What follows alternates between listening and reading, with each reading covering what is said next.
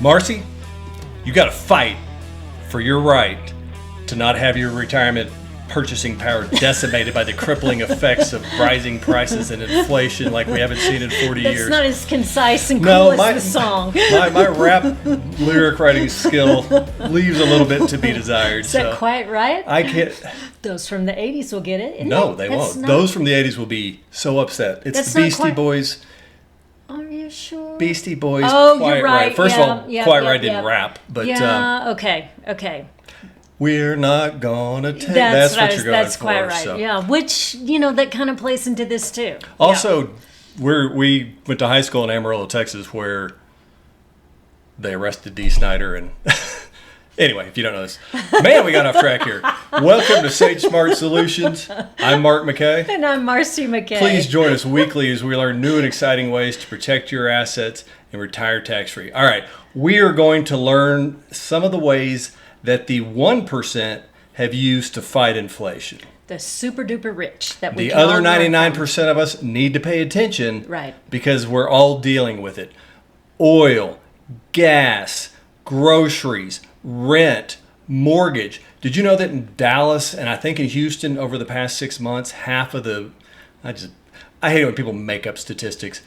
A large portion of the residential housing transactions, I think it's 1 in 3 out of Dallas and half in Houston over the past quarter, went to investment companies. So that puts a huge pressure on the housing market for, there are protections in there for residential investors. Anyway, I'll get off on that diatribe. We're going to talk about some strategies that you can use to fight inflation like the 1%. Let's go take a look. All right, Marcy, today we're going to look at some of the core strategies that the 1% and probably the 2, 3 to 10% use to fight inflation. And well, let's just jump right into it.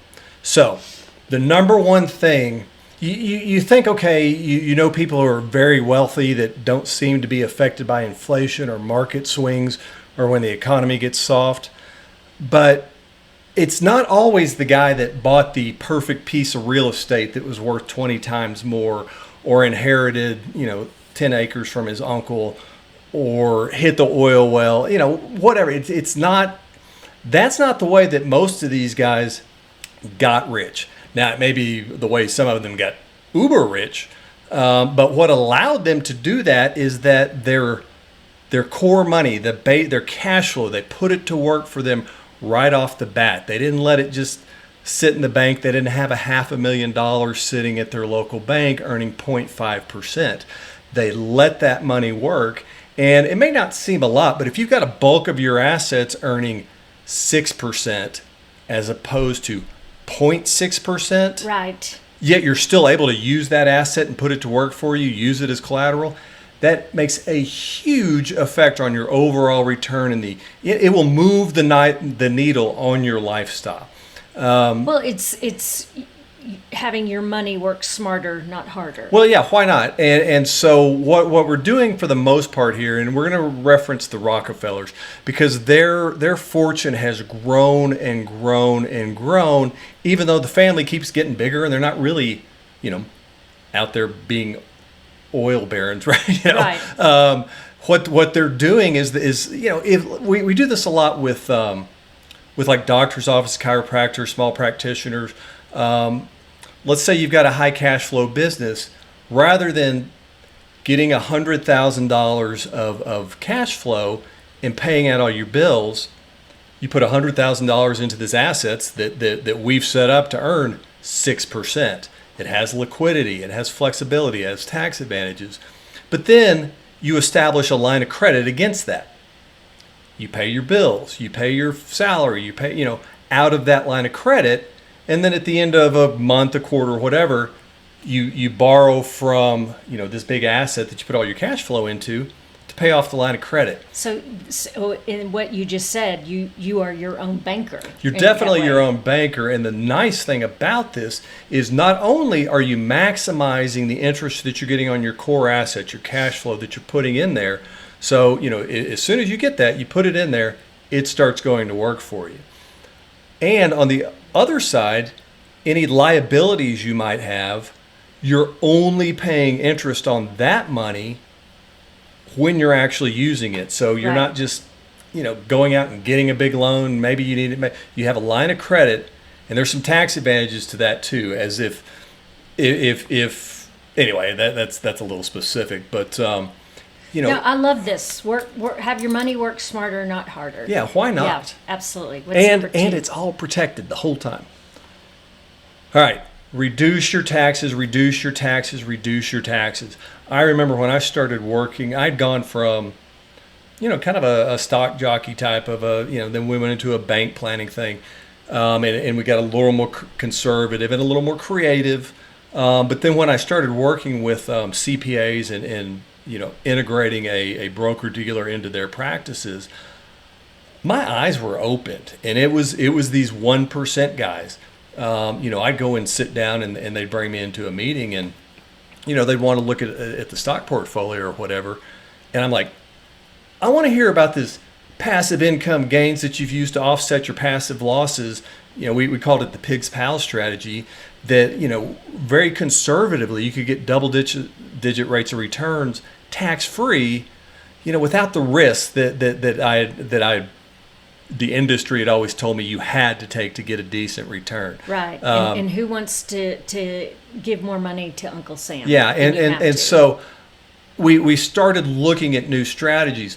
And when we talked about the cash flow strategy before, where you're putting all your money in there up front and letting it earn 6% or 8%, or if you've got enough participants in there, you can get up into 18, 20%. That is tax-free. We structure these properly so that you're not creating a taxable event when you borrow against it. That's huge. Absolutely. And I'm not talking about this triple compounding nonsense that these people pitching IRAs and tax deferral plans, which have their place, and I think their main advantage is that they force you to save. But do you really want to look at where taxes are right now? Look at the national debt and tell me what you think taxes are going to be. Taxes are going to go down in 10 years? Yeah. So Yeah. leverage. Love this. This one. is a key. OPD. You people who aren't from the 90s may not be familiar with. I'm not going to go down that road. When I say OPD, I'm talking about other people's dollars. Other people's dollars. OPD. You know me. So what are we talking about? Leverage. Well, it's exactly like I was talking about when you've got a business and you've got a high cash flow business, and rather than paying all your bills right off the bat and reducing the amount of money that you can put to work for you, you put all your money to work, then you use leverage. I love all this because it's simple and smart. Exactly. And the other nice thing is you keep it working. You maximize the efficiency of your money, so you don't have to be as risky. You don't have to go out there Right. and buy some .com thing. I personally, one of the best trades I ever made was on a Hungarian internet stock that it turned out was the wrong company. Anyway, that's that's my risky tech. We'll go down that road another time. But so this strategy, when we talk about this strategy, let's say you and I are Rockefellers. When we're born, they would take out a life insurance policy on us, put that life insurance policy in this pool to use as collateral, and then pay us, whether it's I don't know the specifics of it. They make it sound like it's on an as needed. I'm sure that there's a schedule and they provide, a kind of a trust fund distribution. But it works really well, and it's very conservative way to put your money to work, and In a safe, smart way. and there's ways to do it for your businesses. And a business can be you and your brother, and your friend Bob from work that have an LLC that goes out and flips houses. Perfect strategy, this, because talk about leverage. Right. The downfall with leverage, where Wall Street screwed it up in 2001, and Wall Street really screwed it up in 2008, is that you take a safe mortgage. asset, with in 2008 for sure, that when you borrow against something that's good and safe and makes a good rate of return, and then you put that into something risky like the stock market or even real estate. So this is like safe. That increases your risk. But if you take it and you're using that leverage, let's say you've got something that is earning 6%, and I've got $100,000 in it, and it's safe. It's a tier one asset. And I say, okay, I can go and borrow $80,000 at 4%. Well, should I go pay off my car that's got a 2.25% loan?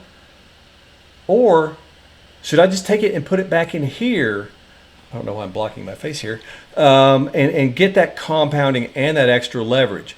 So it's leveraging in a smart, safe, conservative way and letting people get more bang for the buck. So our $100,000 that we just put in here earns $6,000. The $80,000 that we borrowed earns $4,800. So in reality, our $100,000 at the end of the day has earned $10,800 minus the 4%. So you made an extra 0.8. Do that 2 years. Do that 3 years. You get that leverage and that compounding. We can get you some great rates of return without having to take on that stock market risk. Compounding. This is key to it. It's not a magic bullet. It's not magic, it's math. I mean, well, but you can go out and get compounding in here. Right. Not anywhere, but a lot of places. But what we do is we maximize the efficiency of it through leveraging and then having that money work for you. So if we put $100,000 into this account, the Sage Method retirement plan, and we've got it set up to earn 6%, and then we need to borrow against that and go, pay our bills for the month of November. Right. Well, that whole $100,000 is still earning the 6%, and then the $2,000 that we needed to pay the bills, that's going to maybe cost us 4%. So we're still getting that spread, but we're also getting compounding on that entire $100,000, the interest that it earns. So our money's making interest. The interest that we made last year is making interest. Right. That interest is going to make interest next year. That interest is going to make next year. And so these things can snowball. Let us put together a plan for you. We can use your specific numbers, and I promise you, it will be the lowest pressure situation you can imagine. If it's not a good fit, even if it's a good fit, I'm busy. Yeah. And you know what? I'll send an email and say, would you like to set up a follow-up appointment? If I don't hear from you, I'll send you another one a week later, and then I'm going to go fishing. So take the time now, schedule the strategy session. Let us put together a specific plan for you. And just knowing that that's there, that your core assets are working for you, that when taxes are higher 10, 15, 20 years from now, it's not going to affect you. Well, you don't have all your assets in that one bucket that tax deferral, your 401k, you got to get that match. You need options. You need tax diversification in retirement. You need to protect yourself from market swings, and you need to protect yourself from higher taxes. So watch our masterclass, learn more about some of these techniques that the 1% have used to fight inflation.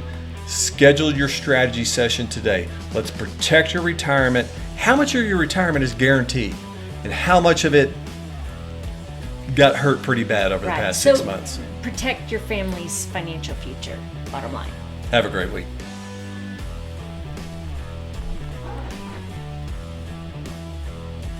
Okay.